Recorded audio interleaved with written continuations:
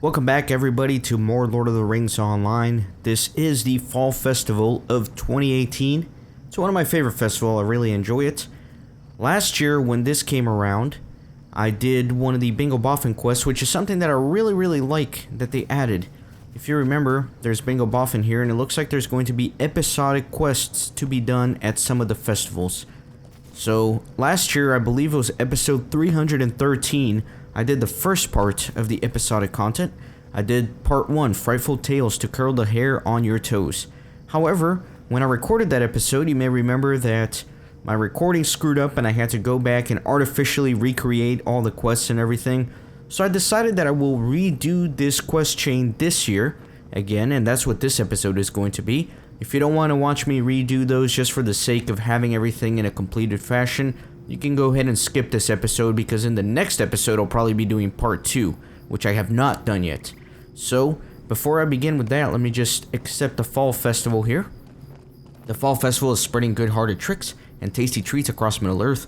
Join in by starting at the Shire, where Mr. Bilbo Baggins has left one last surprise for his neighbors.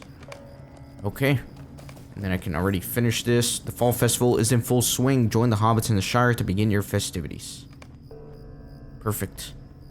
Alright. So let's go ahead and do this. You can do these once per festival. They're not daily, but they do give you a lot of tokens, as you can see, so it's quite worth doing if you're in it for the tokens. Kippen, hello. I see that you have taken some time away from your busy days of adventuring to celebrate the Harvest Festival. Good. How very right and proper. This has become one of my favorite times of the year.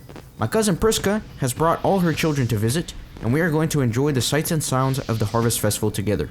You simply must join us. I will not take no for an answer. And you know how stubborn Boffins can be when we set our minds to it. Legendarily so. You can find my various cousins enjoying the games around the party tree. I would appreciate if you help them make the most of their time here, and later in the evening, we will all meet at the Greenfields to tell spooky stories. I can't wait. Okay, so I gotta help some of his relatives here. So let me start with Priska. It is always good to visit Cousin Bingo, and it has been many years since last I made it out to Hobbiton for the Harvest Festival. I have rather more children now than I did then, but have become quite practiced at traveling with so many. The key to a successful journey is to perform a hobbit count before you leave your starting point and perform a second count when you arrive at the destination. This is how I know that one of my children has gotten lost on the way. I'm pretty sure Bearlac is the child to blame, on account of it usually being my drowsiest boy who leaves my count short. We climbed the hill up to the festival. Bearlac is probably sleeping among the bushes that line the road we took. If you don't mind, could you find Bearlac and wake him up? We did not come all the way here from Newbury for him to sleep through the festival. Alright. Let me see if I can go find him.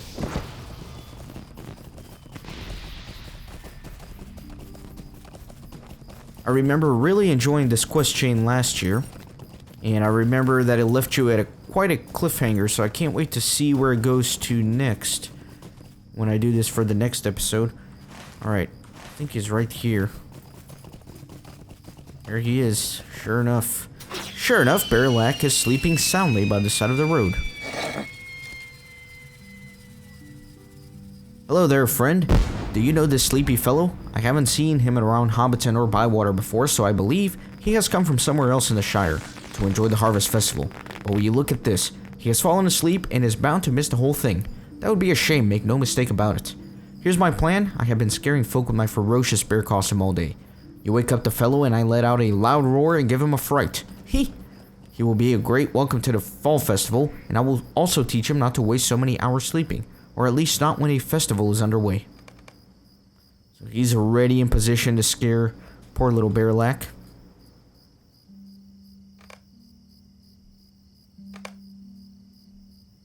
Bearlac yawns sleepily and rubs his eyes. Oh, hello there, Kippen. I was just taking a quick nap before the festival gets underway. Cousin Bingo suggested that we all come and visit the famous Hobbiton Harvest Festival. And sometime tonight, we will all share spooky stories around a campfire. I had better get some rest if we're going to stay up late. Impressive costume, friend. Well, back to sleep. Look how disappointed Mr. Bears is. Look how sad he is. That is the saddest bear I've ever seen.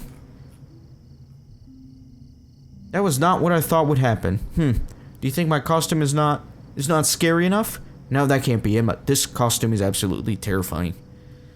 Poor little guy. Alright, let me help out some of the other boffins.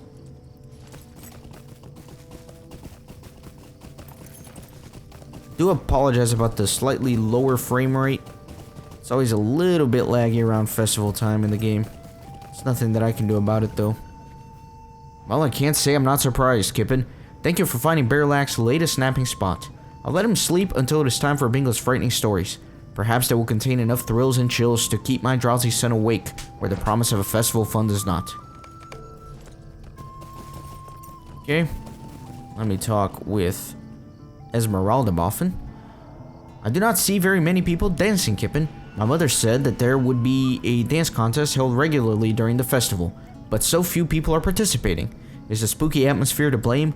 Why is everyone afraid to dance? We must combat this fear of dancing with encouraging words.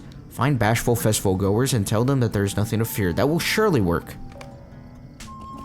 Alright. So let me convince them. I am too embarrassed to dance.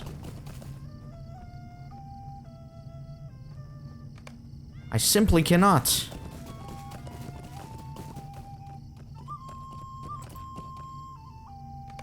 Dancing? Oh no, it's not for me. This is for something else. Not ready to do that just yet.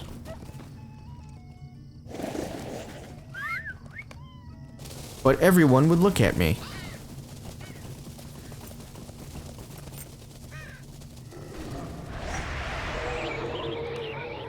But everyone would look at me. It didn't work, Kippen. People are still too bashful to get up and dance. What a disaster. Wait a moment, I've had an idea. Perhaps they just need to see someone else having a good time, dancing and cheering and who knows what else. It's up to you, Kippen. Take a moment to do whatever you want, any creative expression at all. And maybe that will help these bashful hobbits come to their senses. If they see you doing it and having a good time, perhaps they will be able to do it themselves. Alright. The stage is yours. Express yourself however you like. I guess I will do a little dance. And you just gotta mess around for 20 seconds or so. I don't think you actually have to do anything. Okay. That was quite a performance, Kippen. I hope these bashful hobbits have learned how fun it can be to just be yourself and not worry about what anyone else is thinking. Thank you for being such a good sport. Will I see you at Cousin Bingo's spooky stories tonight? Alright, so done with that.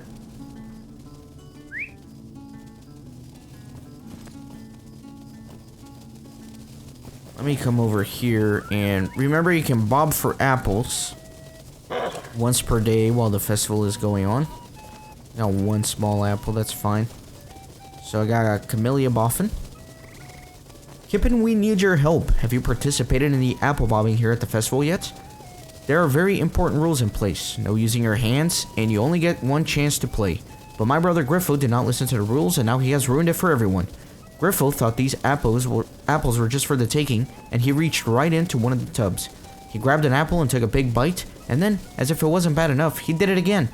Honestly, if there were any grounds for being asked to leave the festival at once, I think that he would qualify. But they're being very nice about the whole thing, and I've offered to bring some of their spare apple bobbing tubs up here for the game to continue. Now that you're here, you can help me. There's a spare tub at the base of the hill. Go pick it up and carry it back here, but beware of bobbers-to-be, much like Griffo. They wouldn't be good at following the rules, and they will keep you from carrying the tub. You'll have to start all over. Alright, so let me go grab a tub. And you can look at the little eyes on the minimap. I'm gonna have to avoid those hobbits while I'm carrying the tub. Oh my gosh, this lag.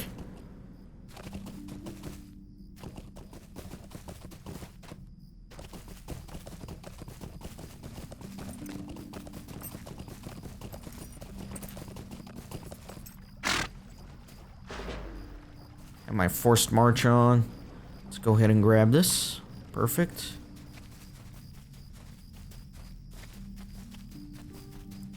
Gotta make sure to avoid any nosy hobbits. It's Brings me back to the mail delivery and the pie delivery quest in the Shire. You guys remember those? Of course you do. Those were like the first things I did in this playthrough. Oh, it's too big for me to jump through. Ah, I thought I could jump it. That's fine. Just have to go around.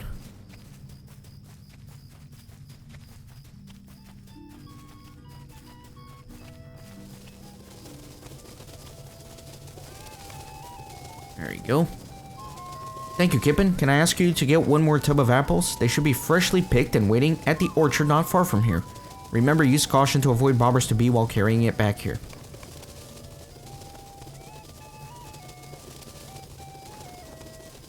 Alright. So let me go over to the apple.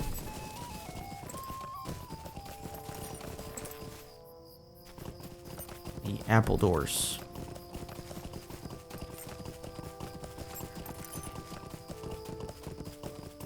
There's a bin right there. Alright.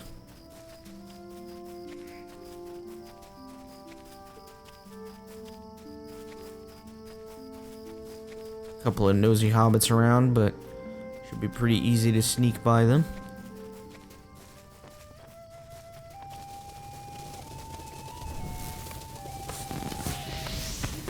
Thanks once again, Kippen. I have carefully explained the rules to Griffo once more, and he assures me he will follow them now, no matter how hungry he might get.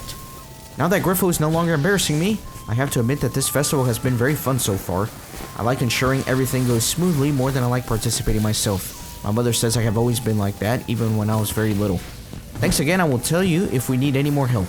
Tonight, we are going to share spooky stories with Cousin Bingo, and you're welcome to come. Okay, perfect. And now I need to help Denotus. And I believe he's here. Yeah, that's him right there. Well, Kippen, my mother said we're going to visit Cousin Bingo, which is fine. But there has been a most sudden and unexpected reversal. Imagine my surprise when she told me we were not going to Mickle Delving, but to Hobbiton instead, there to partake in the Harvest Festival. Denotus shakes his head. Now I understand that there are some things about this festival that are worthwhile. Good crops and the promises of plenty, worth celebrating. I have no patience for the rest of it. Spooks, haunts, and frights, silly rubbish and nonsense. I told Celandine the same thing not 2 weeks ago. My mother says Bingo is set on sharing spooky stories, so there's no getting out of it. While we wait, I might as well see what this haunted burrow they've got is all about. I'll meet you inside. Okay, perfect. So let's go and meet Denotus in multiple locations inside the haunted burrow. Cobweb wing, creeping wing, basement, and the attic. So we'll start in the attic, I suppose. And there is Denotus. Most burrows do not have attics, being delved in the ground and not unnaturally elevated like the houses of some folk. But this one is no more frightening than I would expect of the usual sort. The paint is peeling and I hear rats scuttling about, but it will take more than those small irritations to raise the hair on my toes. What is this? Oh. Do you think it's scary? Denotus does not.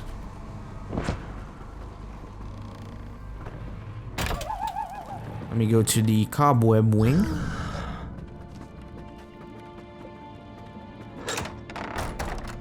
Will you look at this, Kippen? Who could be convinced by this poor excuse for a spider? It's big, yes, I'll grant you that, but you can see the wire from which it hangs. That does not look like spider silk at all. It looks like a fishing line at best, and mere twine at worst. The webs were alright, I suppose, but this is not frightening at all. It's silly to think any hobbit would be scared of such a thing. You think it's scary? Denotus does not. Man, it's been a full year since I've been here. I cannot remember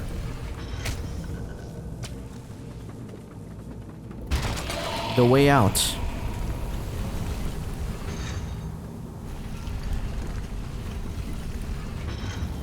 I think maybe through here. Creeping wing. Let me go through here. Perfect. Okay. That was a lucky guess, I suppose.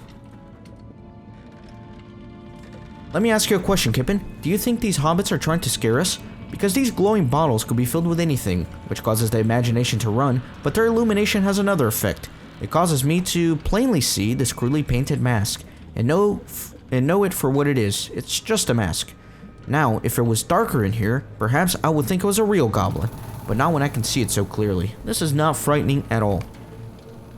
Do you think it's scary? The notice does not. So this is the basement, and before I look for the notice, I want to remind you of this chest that you can use once a day. There's a tiny, I think it's like less than 1% chance that it drops a quest item for a quest that I have not yet been able to complete. But let's see if this year will be the year where I can finally get it. Oh, really? The chest went away? I gotta wait for it to respawn? That's really annoying. Oh, and there's like somebody sneaking behind. Where'd this guy come from? I'm just here waiting for the chest. That's very annoying. Here I am, waiting again. Who's gonna be the next clown to steal it from me?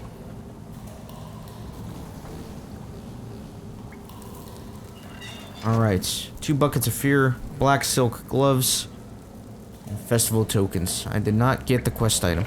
That's alright. Maybe it's not alright. I forgot where the notice is. In the basement. But hopefully I can find him. There he is. This basement is a little damp, but it's no more scary than the others I have seen. Is this the best these hobbits can do? It is a little confusing to find the right path, but if you set your mind to it, you shouldn't have any trouble finding your way through. It would need to be much darker, much more maze-like to scare this hobbit, I'll tell you that. Do you think it's scary? The notice does not. So let me just use this travel skill to exit the burrow.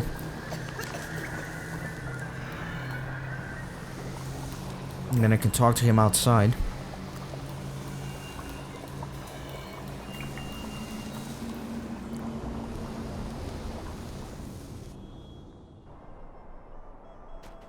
Looks like it's daybreak now. The haunted burrow does not seem very haunted to me. It's all for show, and the whole thing strikes me as being very silly and not frightening at all. When my mother revealed that we were going to be meeting Cousin Bingo at Hobbiton for the Harvest Festival, and not at his home as Mickle Delving, I was very cross. But I have to admit that I very much enjoyed exploring the haunted burrow with you, and revealing that it's an unfrightening display. I thank you for that, Kippen. I look forward to disproving with you the scary stories Cousin Bingo has for us this evening. I will see you there. So we're done helping all of these, so let me go speak with Bingo once more. Let me actually get on my pony.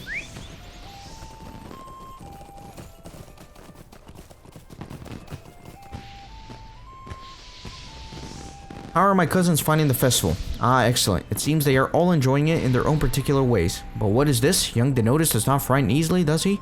We will have to do something about that, Kippen. This is a season of spooks and a festival of fright. He is missing out on a great deal of fun at this time of the year if he does not allow himself to be scared. You have already agreed to join us at the Greenfields for the sharing of spooky stories, but now that I know Denotus believes himself to be above scaring, I fear my own stories might not be, well, frightening enough. I need to do some more research, Kippen. Can I ask you to make a trip to Tuckborough and secure the assistance of Donna Myra Took, the librarian at the Great Smiles? She has an unrivaled understanding of the contents of the library, and she will certainly know where to find a tome or two with the scariest of Hobbit stories within. Find me suitably scary stories, and I will make 1 or 2 further arrangements, and we will be ready for the telling of tales when it is dark enough. Alright, so off to Tugborough. All the way up there, I think.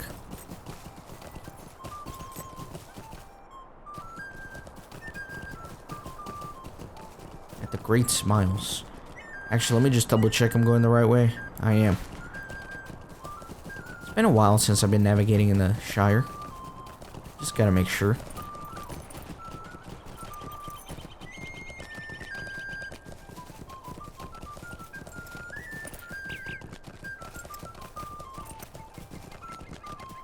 Yeah, I can't wait for the next episode to see where this quest chain is gonna go. Because remember, I did this again in episode 313, so... And you probably watched that if you're watching this, I suppose. I just wanted to redo it since I had to artificially do this last time because the recording screwed up. I think from now on, though, for future years of the Harvest Festival, I won't be redoing the earlier parts of this bingo progression. I'll just refer back to the previous episodes. Plus, it's nice to get a little bit of a refresher this time, just so I can really remember where we left off.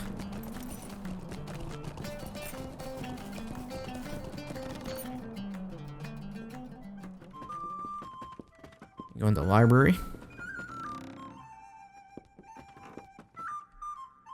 You are looking for a book of scary stories? I cannot say that any come immediately to mind, for hobbits do not generally write down such things, though they do enjoy sharing them in person, especially in warm comfort, with the dark of night safely beyond shuttered panes and far away.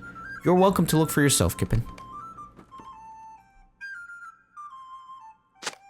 None of these books seem very scary. Not here either. I think it was this little one that had one.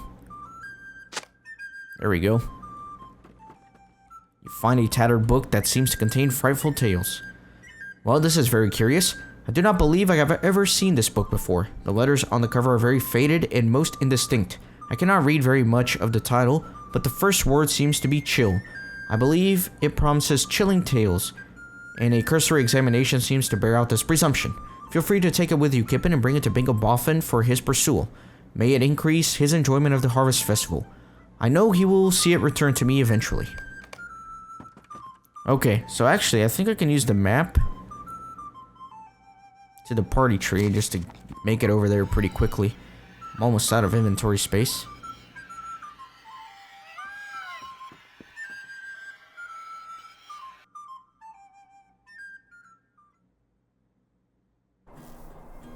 Alright, Mr. Bingo Boffin. Ah, this book looks perfect, Kippen, thank you. I shall spend some time becoming acquainted with the tales within, and it will be time to share spooky stories before you know it. It is nearly time, Kippen. Let me know when you are ready, and we will go to the green fields together. Are you ready? We will wait until it is properly dark and be off.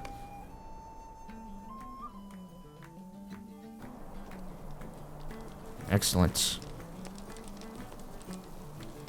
This is the perfect night to share spooky stories, Kippen. Even better than I hoped. Many of my cousin's Priscus children have told me that their own stories are ready to share, and I have one for myself as well. Bolster your courage, my friend, and let us celebrate in the scary spirit of the season. You can choose who gets to share their story first, Kippen.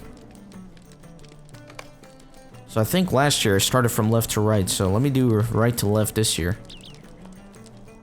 Okay, so here we go.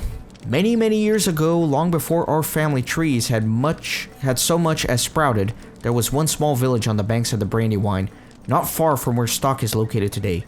One of the most prominent figures in this village was a fellow named Gerd Goodcliff. He had the respect of his neighbors and was consulted about many of the matters that faced the town. It was widely held that when the time came for the mayor to step down, Gerd would easily be chosen to take his place. One day, Gerd was walking among the reeds at the river's edge when he heard a small voice among the rushes. How curious, he thought to himself, and squatted down in the mud to find the owner of the voice. Finding nothing, he prepared to stand once again, but before he could, a large black cat padded out of the reeds. "Well, hello there," he greeted the cat, and as he turned to go. "Hello yourself," it said to him. Gerd was most surprised, for this was the first time a cat had ever spoken to him. Once he recovered himself, he found that the cat was not simply talkative, but quite friendly as well. It introduced itself as Green Eyes, and said that it had come from faraway land in search of a home.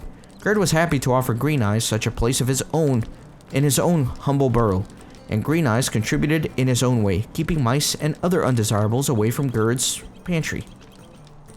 In time, Green Eyes proved capable at finding much more than mice.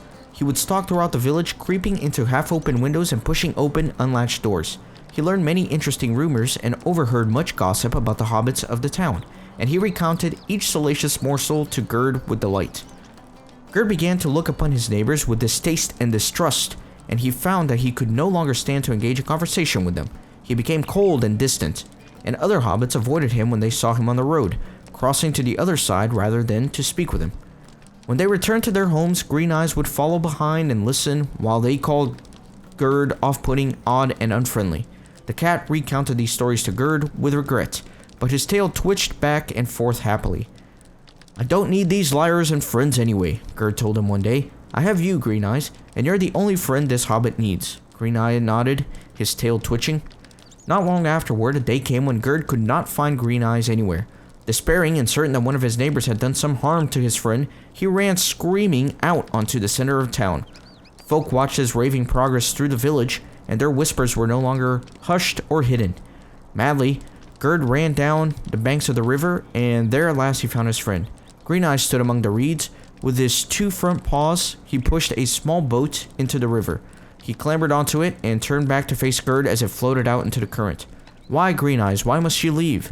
Gerd called out to him. Green Eyes did not respond, but only watched him silently until the current bore him away out of sight.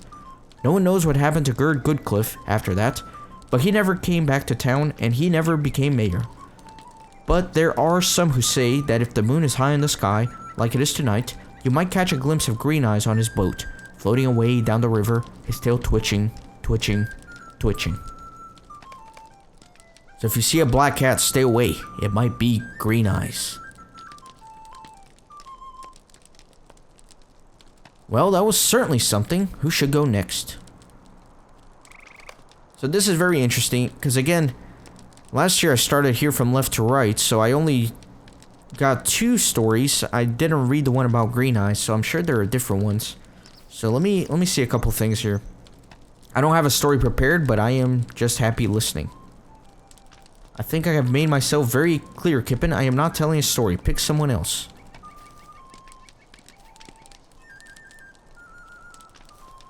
So he has... Hold on, let me see something. He has a story. He has a story. Ah, I can't get to it. He has a story.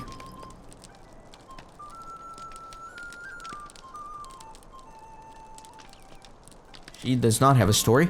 I do not know very many spooky stories, but I know another of my children would love to go next. Not to notice, perhaps, but someone else. So these 3 all have stories. This one has a story. And then, wonder if this one does. Yeah. Alright. Well, I've read these 2 last year, I think, so let me pick one of these. I don't know, should I just read all of them for you guys so they're all in one episode? I think I'll do that.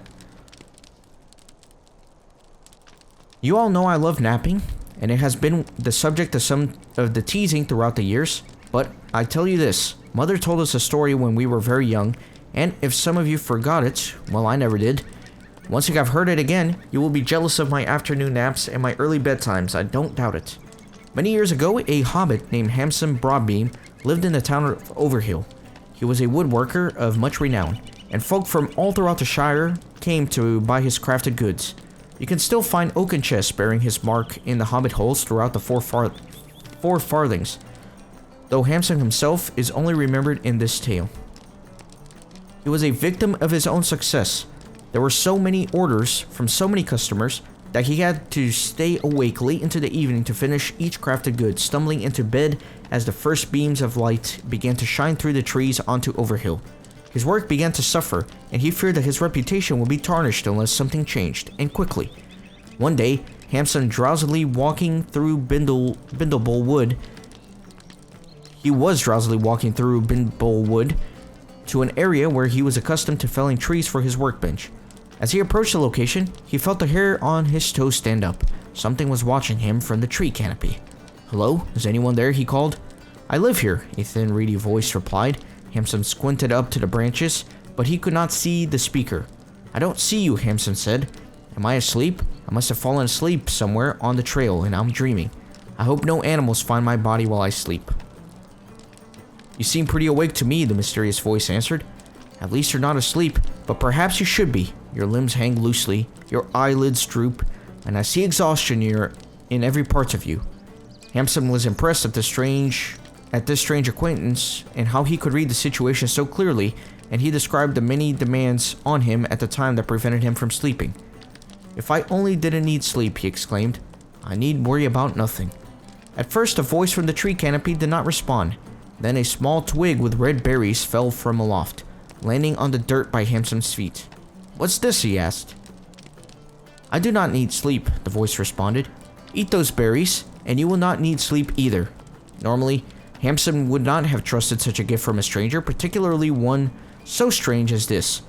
But he so desperately wanted the berries to do what the voice promised that he did not give it a second thought. He ate them greedily, but felt no different. He asked how long it would take for him to notice their effect, but the voice did not respond. Angrily, Hamson went home. He didn't even care to collect the wood that had brought him out into the forest in the first place. So disappointed and out of sorts he was. That night, Hamson fashioned a set of chairs requested by a wealthy patron, and the work was delicate enough that he found himself quite engaged and still awake by dawn. In fact, his drowsiness had departed, and he worked all the rest of the day and into the following evening. Can it be? He asked his empty burrow. Did those berries take away my need for sleep? It seemed to be so, and Hamson had never been so happy. The following weeks were a delight for the woodworker, and he finished every order set before him. When there were no more orders to fill, he read his small collection of books, and he felt that he had become much smarter and much more cultured as a gentle hobbit. When there were no more books to read, he took long walks through the Shire at night and marveled at the nighttime beauty of the countryside. When that finally lost its luster, he returned to his home and lay awake in his bed. He had exhausted everything he wanted to do, and now he was bored. All he wanted to do was to close his eyes and sleep. But try as he might, he would never sleep again. As bad as he had felt before, now he felt worse. Every day felt like an eternity, and every night felt like two. Hamson walked every inch of Binbull Wood, calling for the mysterious voice to return and give him different berries. But as far as I know, he never found it. He might still be walking there, still, just over there, seeking an end to his endless wakefulness. So let me read the other stories before I continue the quest, because as soon as you finish 2, I think the quest finishes. My story is a cautionary tale, but I urge you not to discount it, for it is also true. Very true. The events of the story took place not very long ago, shortly after the new homesteads were made available in the Shire. A very old, and by most accounts rather unpleasant hobbit, the Widow Spinner, was enamored of one of the homes in Myrtle Court, and she greatly desired to purchase it. She was not the only interested buyer, of course, but she had the most money to spend, and she was able to outbid her chief rival, a young hobbit named Bob Newbuck. She purchased the most desirable home on Myrtle Court, and she lived there for several months, much to Bob's consternation. Well, Bob wasn't one to give up. Even when losing a contest, he made it a point to pass by Myrtle Court as often as possible, scowling in the direction of Widow Spinner's home at every opportunity. One night, as he passed by the lane, he heard a strange voice calling in the darkness. He looked more closely and saw the Widow Spinner standing in the yard beside her burrow, wearing a long nightshirt and a sleeping cap. Crazy old bat, Bob thought to himself as he continued down the lane to his own, comparably disappointing and cramped burrow. Thinking back on the curious sights sometime later, Bob decided that he might have been the last person to see Widow Spinner before she disappeared. Indeed, no one else could tell the sheriffs what had happened to her or where she had gone. Bob was as helpful as he could be, and he told them what little he knew. But it was not long before Widow Spinner was declared dead, and 6 Myrtle Court was once again available for purchase. Bob wasted no time and purchased a house, and it was everything he had hoped it would be. He decorated it to his liking and lived there happily for several months. He was lying in bed one night, sometime after midnight, when he heard a voice. "Help me!" it called from somewhere outside Bob's cozy bedroom. "What is that?" Bob wondered to himself, and pulled the covers up to his chin. "Help me!" the voice called again. Bob squeezed his eyes shut, but then decided that morning was too far off and that there would be no escaping the plaintive voice. He followed its call out of his bedroom, down the hall, and finally outside. The air was cold and the night was dark, but he was able to hear the voice clearly enough to follow it to the other side of the yard, where the well was dug. Sure enough, the voice echoed up from the dark hole in the ground. "Help me!" it asked again. Bob leaned over the hole and scowled. "Spinner, if that's you down there," he began, but he wasn't able to finish his thought before something slammed into his back and he slipped onto the wet grass. Bob tumbled down the well and everything went dark. When he awoke, he was lying half in and half out of the water, deep inside the well. A crevice in the wall opened into a chamber dug out of the dirt, and he was wedged painfully into the crack. He felt woozy, and it was hard to make his eyes focus. Gradually they did, and he saw the widow's spinner sitting on the floor, leaning against the wall of the dirt chamber, a teapot and several plates arranged around her. "Help me," the voice said once again, and Bob realized that it came not from the widow's spinner, but from somewhere much closer, right by his ear. "Help me set out the tea," it continued. "She will be so happy to have someone over for tea." Something pulled at his arm roughly and Bob disappeared into the dirt chamber. He was never seen again.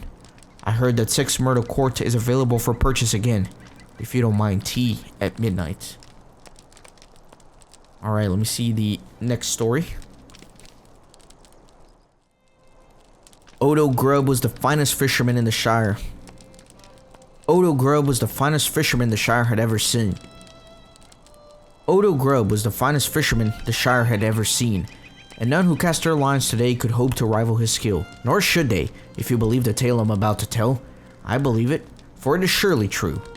Odo's name was known far and wide throughout the Shire in his day, and it seemed he could find fish in any body of water. Not just fish, but fish of a size that would hardly be expected. Where most hobbits would pull minnows of middling sizes from their hooks, Odo could cast into the river and take from it fish of incredible beauty, the rainbow scales glittering creatures of a size that no hobbit had ever drawn before. So skilled was he that he dared clamber into a boat of his own making and fish far from the banks, which was very unusual for hobbits of his day, and indeed remained so. Yet it also proved unwise, for there came a day when a great behemoth of a fish seized his line and pulled his boat rapidly along with the current. Most hobbits would have dropped their rod and rowed to safety, but Odo had a reputation to uphold. He braced himself against the sides and held on to the rod for dear life. "I will make you mine," he proclaimed to the great fish as it pulled him along. "I will be the victor in this contest, or my name is not Odo Grubb, Master Fisherman." The battle lasted for days, and the mighty fish pulled Odo's boat far from the Shire and into the lands unknown to hobbits. At last, consumed by hunger and weariness, Odo released his hold on the fishing rod, and it flew out of the boat and into the water. "I give up," he said to no one, as his boat had slowed from the rapid pursuit. He picked up his oars and prepared to begin the long journey homeward. Then something bumped into the underside of his boat, and the oars broke from their locks and fell into the water. But his rapid journey southward continued. "What's happening?" he cried aloud, and peered over into the side of the water below. The great fish had not left him, but remained, pushing the boat on its southward course. "Where are you taking me?" Odo demanded, but the fish did not respond. This continued for many days, until Odo was faint with hunger. He collapsed in the base of his boat, and once again wondered when the great fish would let him go. "Did you bring me here just to let me die?" he cried aloud, too weak to even shake his fist at the cruel skies. Then he heard a splash, and another. Small fish were leaping from the water and landing in the boat. What luck!" He gasped and grabbed at them with both his hands. He ate them raw, which he would have found distasteful back home, but on this terrible day he was glad for the unexpected gift. His vigor renewed, Odo was now strong enough to keep watch from the front of his boat, and that is how he saw the great sea approaching and the river's end. The boat slowed, and the great fish halted its pushing. It lifted its great head from the water, and Odo saw that the creature was not alone.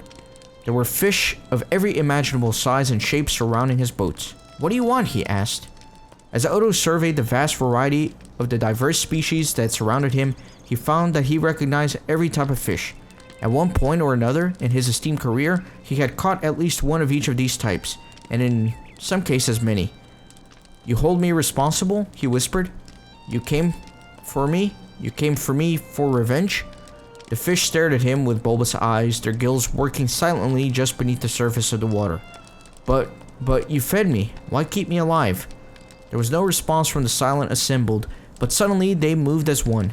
Hundreds of fish pressed against the sides of the bottom of Odo's boat, and silvery rainbow multitude forced the boat from the fresh water of the river into the salt of the great sea, dying as they went. And so Odo Grubb paid the price for his success. Give a thought to him on this night, floating on the great sea, far away, never to return. Kind of reminiscent of Smeagol's story. If you remember, they were fishing and got carried by a giant fish with his cousin. Anyways, that's besides the point. Let me talk with her. I already talked with her. She told me to speak with her children instead. I think there's only a couple more here. Just these two. These are the two that I read last year. You may remember them, but I do want to keep them all in one episode. So here we go. When we came here to see Cousin Bingo and celebrate the Harvest Festival with him, we crossed the Brandywine Bridge and took the road by Stock. Do you remember looking across the water and seeing the farms at Budgeford? My story took place at one of those farms, and the events told therein happened not so long ago. I know these events are true, though they sound unbelievable. The story was told to me by someone who would know the truth of the matter. The farm stood right on the river's edge, and belonged to a hobbit named Everin. He was a bolger, as many of the folk of Budgeford are, but whereas most of the bolgers are fine farmers, Everin struggled daily to maintain his crop. Either it was taken by blight, or savaged by crows, or munched on by rabbits, and on many occasions he had to depend upon the charity of his neighbors for his family to survive. Everin blamed his scarecrow most of all. No matter how hard he tried, he could not fashion a suitably frightening scarecrow. Every day the birds came to feast on his crops undeterred. He was at his wits' end on a Tuesday, and even as he glowered at his failing scarecrow, a raven flew down from the sky and lighted upon it. "Oh, I'll teach you what you deserve," Everin growled as he swung his trowel at the bird. The raven flew just out of reach, and then landed once again on the scarecrow's straw hat. "You seem upset, friend," the raven said. This set Everin back a bit, for while he had heard stories of speaking birds, he had never encountered one himself. "Upset?" he managed. "Of course. You birds won't leave my crops alone, you vile things." It does seem like you deserve better," the raven responded. "If you like, I can speak with my people and see if perhaps we could come to an agreement. I'd be willing to do this for you if you let me sample some of those grains." Everyone thought this over and could see few drawbacks to the raven's proposal. After all, one bird's appetite would be less than a whole flock, and by giving up some of the crop, he might secure safety for the rest. "I agree," he told the bird, and he watched it as it devoured some of the crop and flew away. The next day saw little improvement, and birds continued to harry his crops. He was certain that he would not see the raven again, but to his surprise, the bird appeared and spoke. "They said they would help you out, but they just can't resist the taste of your crops that you're growing here. They said what you need is a better scarecrow that would make it much more difficult for them to fly near." "I have tried to make this one scarier," Everin told him, "but it's just no good." "Let's see what we can do," the raven replied. The Wednesday sun crossed the sky, and as dusk approached, Everin's wife sent their daughter Holly to bring Everin in for supper. As Holly approached the field, she marveled at how lifelike appeared the second scarecrow her father had made. He must have spent all day fashioning it. It looked just like a hobbit.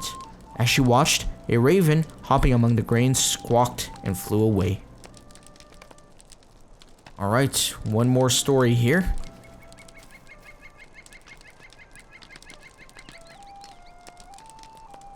I overheard this story when I was very little, and it made quite an impression. I vowed never to let fear be the master of me, and so far it hasn't, and won't. Some hobbits can still learn that lesson, I'd say. Long ago, a wealthy hobbit named Longo Proudfoot lived alone in a fancy manor in Mickledelving. He enjoyed expensive things and employed many servants, and it was poorly kept secret that he did not treat them well. He enjoyed the food they prepared for him, but he was consumed with distrust, and he feared that they would sneak into his pantry and steal the ingredients within for their own families. So it was that Longo had strong locks and heavy bars installed on his pantry, and carried only the keys. When it was time for his servant to prepare his dinners, he would march them to the door, carefully unlock everything, and stand by watching while they removed what they needed. He carefully marked the quantities of each foodstuff, and if it seemed more was being withdrawn than necessary, he had strong words at the ready. This continued for some time, but still Longo was certain that his servants were stealing his food. I cannot say for sure, but it seems to me that the extreme measures he used to prevent it must have inflamed the servant's desire to perpetrate some thievery. But that might be just my perspective as a rebellious hobbit. At any rate, there came a day when Longo's suspicions were at their greatest level, and he called all his servants into the sitting room. "I no longer have need for your services," he proclaimed, and dismissed them all. Go steal from somebody else's larder, he cried as they streamed from the manor. That night, as Longo lay in bed, he found that his suspicions had not been eased by dismissing all of his servants. On the contrary, now he got worried that they would not be bound by loyalty and might break into the manor to try and gain access to his pantry. Where were his keys? Ah, there they are. Still, they might have already performed the deed and replaced the keys when they were done. Longo hurried to the pantry and found the many locks, just as he had left them earlier in the day. He unlocked every one and threw open the door, revealing shelf upon shelf of useful ingredients and foodstuffs. As he went inside for a closer look, he brushed the door by mistake and it swung shut behind him. If he had not been so focused on counting the bags of flour and inventorying the pickling jars, he might have heard the heavy bars fall into place outside the door, but he did not. No one knows how long it took before anyone noticed that they had not seen Longo Proudfoot set foot from his manor for some time, for he had told his servants not to return and he had no friends or family to check in on him. He might have lasted for quite some time on that well-stocked pantry, but in the end, after all, does it really matter if it was days or months? But hobbits in the Shire have reported feelings of discomfort in their own pantry late at night, as if they were being watched from behind the shelves, and some folk have claimed to see eyes peering out from between the bags and boxes, eyes full of jealousy and distrust. Alright, those are all very cool stories. I enjoy reading those. I think they're pretty fun. If you hear a strange sound late at night, it just might be Bored Hamson abroad. Nonsense. These stories are all rubbish. Not all. Is it my turn? I have a good story to tell. The story I'm about to tell is older than each of the others that we have heard tonight, for it dates from the earliest days of the Shire and is recorded in very few places. I found it in a book that Kippen retrieved from the library at the Great Smiles, but it seems that there were few copies of that book ever made. Once I tell you this story, it will live on, and you should all remember it. Even in the earliest days of the Shire, festivals were already important to our distant ancestors. Were there Boffins even then? I'd like to think so, although I have not seen a family tree that extends that far back. Certainly some branches of our family trees bear similar names to those of the earliest inhabitants of the Shires, and I have seen accounts of Esmeraldas, Marigolds, Griffos, and Foscos. But I'm getting distracted.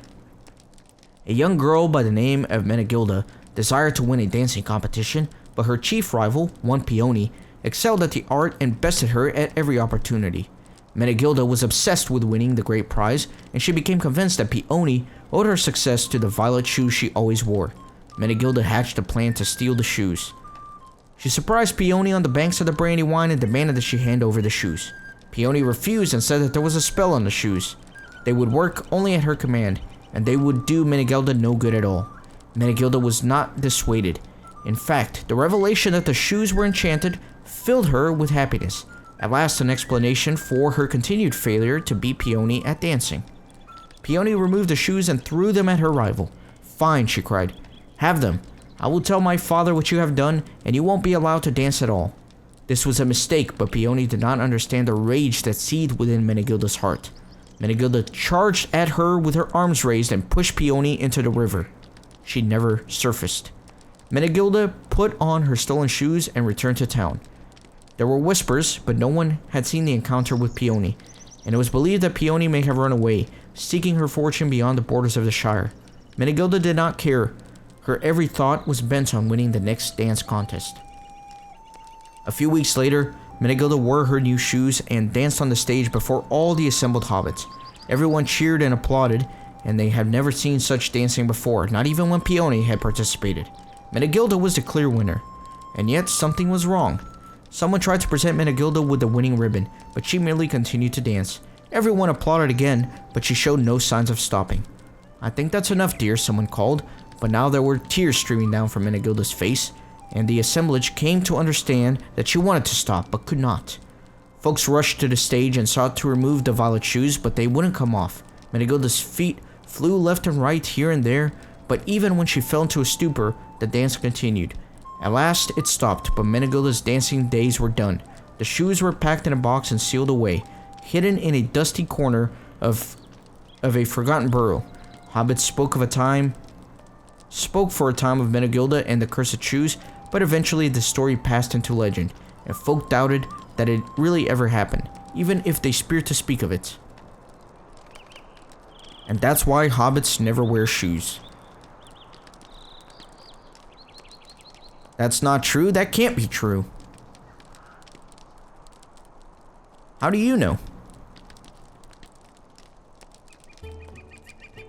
It's just rubbish. All these stories are nonsense. Well, it's interesting you should say that, Dino. Because I went and had a chat with Bromard Foxtail at the Matham House. And he did some digging around and he found the very same shoes from the story. And here they are. No, I don't believe it. That can't be. What? There's no way those are the same shoes. Does anyone want to try them on? I'll do it. I'm not afraid. Esmeralda, are you sure? I'm not scared, Mother.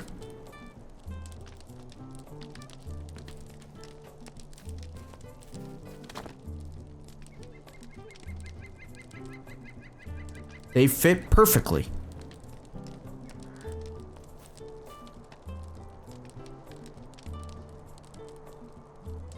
See? Nothing to worry about. Alright, Esmeralda. You should probably take them off now. I can't stop. No, oh no. Esmeralda, no. Kippen, help her.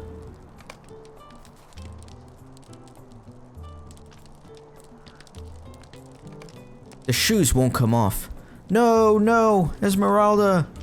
It's all true. It's all true. Or to notice. Ha ha ha, did you see? What fun. What do you think, Kippen? It seems to me that Esmeralda should try acting at the Frostbluff Theater. That was a convincing performance. I'd say we certainly gave Dino a taste of the season, wouldn't you? Oh, it's all in good fun. He'll be fine. He just needed a good scare. We wouldn't have carried out this trick if Briska hadn't given us her permission, and she thought it might do him some good, just as we did. It's a season of scares after all.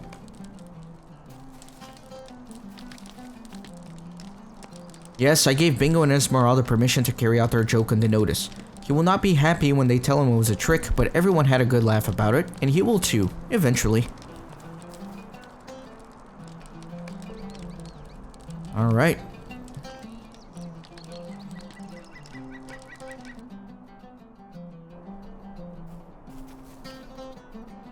Haha, that was great, Kippen. I think we finally managed to frighten the unfrightenable. The spirit of scare is still alive and well in the Shire, despite rumor to the contrary. You had better go and check on him. We don't want him falling into any trouble on our account after all. The notice ran off to the northwest. He's probably laughing about it by now, although he'd never admit it.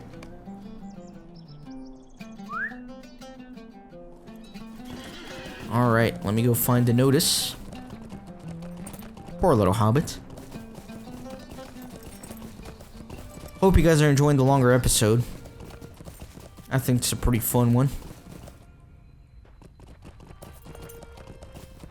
I think the writers for the game did an excellent job with all those stories by the campfire. I think they were all very well written. All just creepy enough, I think.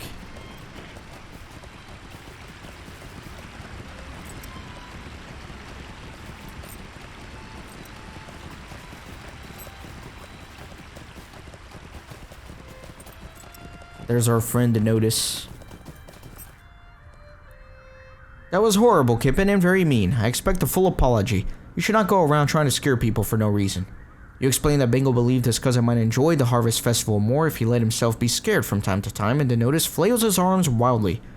Bingo thinks nothing scares me? I have become a victim of my acting skills, Kippen, and gave too fine a performance. Do you remember when we explored the haunted burrow? I worked so hard to see through the spooky atmosphere and lay it as bare as a sham, but deep down I was full of fear. Every bump, every sudden movement, every deep shadow seemed to promise some new form of terror. Foolish Kippen, I do not fear nothing. I fear everything. Now you know my secret and shame, and I trust that you will keep it to yourself. It all began some time ago when I offered to walk Celandine Brandybuck back to her home after a dinner party my mother hosted. Celandine was very happy to have the company, but as we began to walk, I saw that the hour was much later than I had thought. The night was dark and the shadows were deep, and my blood ran cold at every creepy sound. I knew if I did not do something, Celandine would know me for a coward. Cry disaster. In order to mask my fear, I adopted a brazen attitude and mocked every little fear that I felt.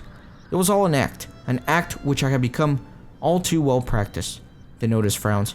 Still, Bingo is my cousin, and that was a mean trick for any family member to perform at any remove and no matter the distance. Speaking of this distance, I was on my way back to the green fields when you caught up to me. I turned around because I heard something scary and dropped my pack and ran back this way. Do you think you can retrace my steps to the northwest and find my pack? I do not have the courage to go back and look for it myself.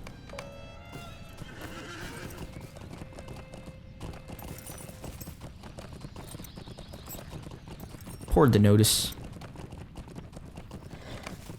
Unnatural blue fires blaze in the darkened wood.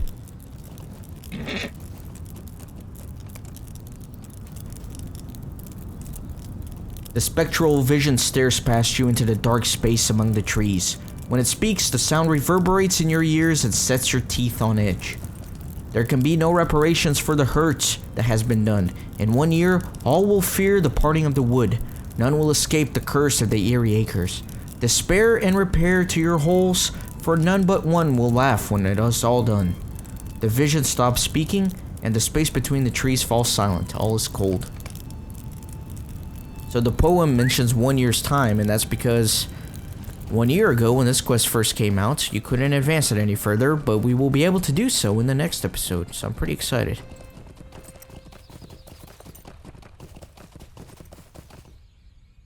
Hello there, Kippen, you found him.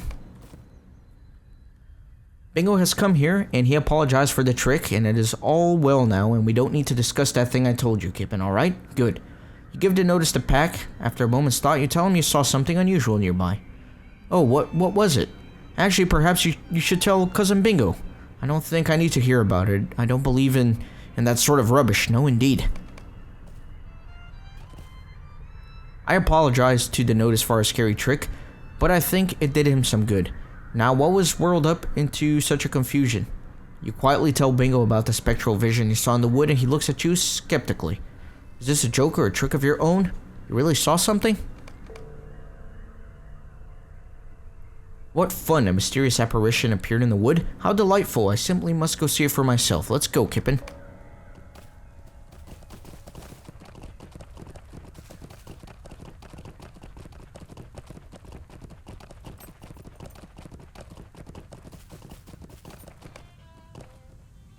You know, this was the location, but the apparition is gone.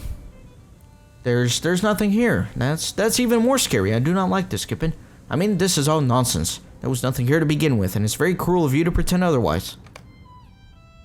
It's gone? I'm disappointed. That just makes me even more curious about it. What is going on here, Kippen? What does this Denotus think? Perhaps afterwards you can circle around that building to the top of the hill and see if there's some sign of the apparition. It's all nonsense. There was nothing here to begin with. Alright, let me circle around.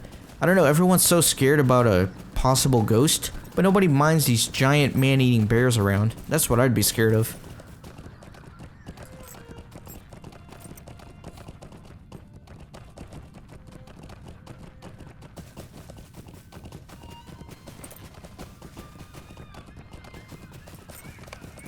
You see nothing unusual on the approach to the ruined building. You stand atop the ruin but see no other signs of this spectral apparition.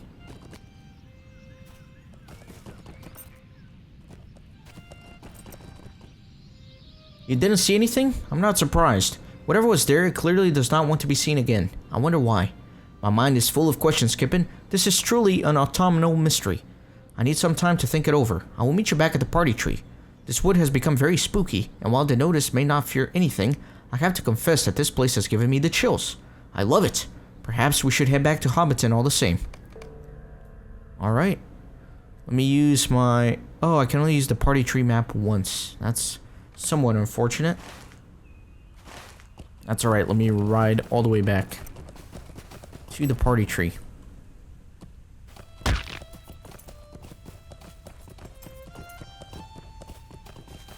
Yeah, this is quite a long episode. Looks like I've been recording for over an hour now. Oh well, I do hope you guys enjoy. It's fun recording these.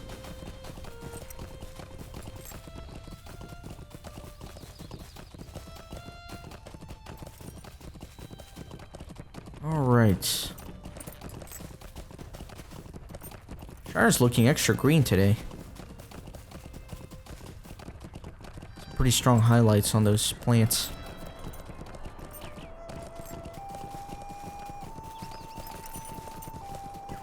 Almost there.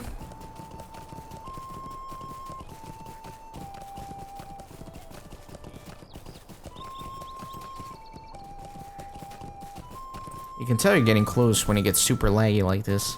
Just because there's so many people around.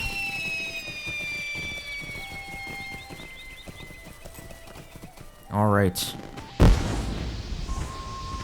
I'm very excited about this autumnal mystery, Kippen.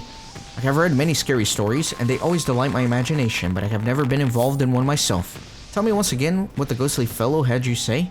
You recount the words of the spectral vision. There can be no reparation for the hurts that has been done. In 1 year, all will fear the parting of the wood. None will escape the curse of the eerie acres. Despair and repair to your holes, for none but one will laugh when all is done. Do I have that right? I have to admit that I do not know what any of this means, Kippen. But it sounds to me like we have another year to figure it out. I will do some thinking. It sounds to me as if next year's Harvest Festival might be something, though. I can't wait. But I guess I must. Well, we don't, because we're already on the second year. We can do this in the next episode. So, I'll give my theories before I move on to the next part of the quest. It sounds like maybe the Notice met the spirit in the woods and conspired with it to do a revenge prank on the rest of the Boffin family, because it says that there can be no reparations for the hurt that was done, and the Notice was pretty hurt by the trick that was played on him. And let's see. And only one is going to be laughing in the end, meaning that maybe the Notice is going to get the last laugh of all this. That's my theory, but we'll see. Alright, so that's that. I hope you guys enjoyed. I'll see you on the next episode where we will continue this mystery.